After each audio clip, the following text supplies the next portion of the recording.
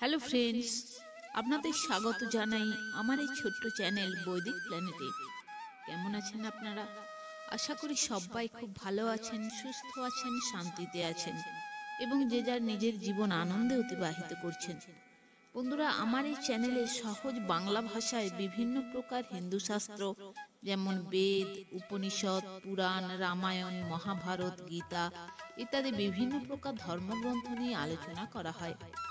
আপনারা যারা এই শাস্ত্রগুলি সম্বন্ধে জানতে ইচ্ছুক কিন্তু পড়ার জন্য সময় পান না, তারা এই চ্যানেলের ভিডিওগুলি দেখতে পারেন।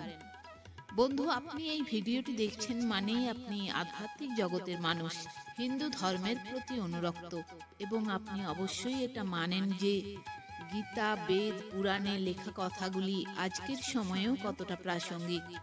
পুরাণ গ্রন্থে কথিত আছে যে ব্যক্তির বাড়িতে প্রত্যহ বেদ